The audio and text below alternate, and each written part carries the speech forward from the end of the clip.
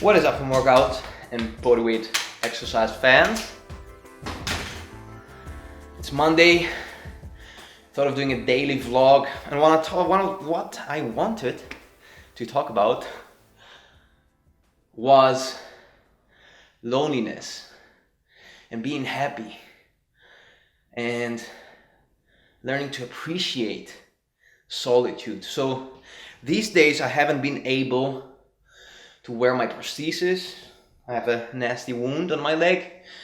So I'm again, moving around with my crutches or just hopping around since I've become very good at that after 5 years of not being able to walk on one leg. So this reminded me a lot those 5 years I struggled with when I had all my surgeries, my leg issue. For those who don't know, I had a big accident when I was 23. And it took me 5 years to get back on my feet. Well, my foot and a new prosthetic foot afterwards. So during that time, I struggled so much because I never had cultivated the tools to deal with my mind, to deal with solitude without any distraction. So this morning, I wrote a post. Sometimes I say kind of wise things and I don't even remember them by heart. So on my Instagram, follow me there, by the way, if you're not following me there. And I say, a brave and happy man is he whose spirit can be equanimous, independent of social circumstances. Equanimous means balanced and relaxed and content. He has learned to be content either in the company of friends, an unknown crowd, or the stillness of solitude. So that's a quote I wrote this morning. I kind of liked.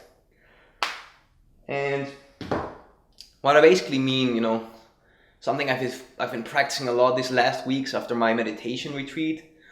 And I've been doing this for years now, for a few years, but these last weeks it just really kicked in because I had to deal with a lot of emotional struggles, and at the same time I managed to put my practice into application, and I realized how important it is to just learn to be okay with being alone with your own thoughts, not avoiding every single moment of your day that you have to spend alone by putting on music, listening to books, audiobooks, or reading books, or watching TV or YouTube videos, or whatever you might do.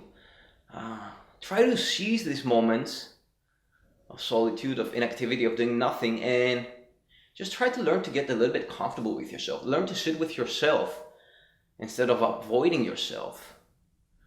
Everybody says, be yourself, right? It's typical saying. What I say, don't just be yourself, but learn to be by yourself.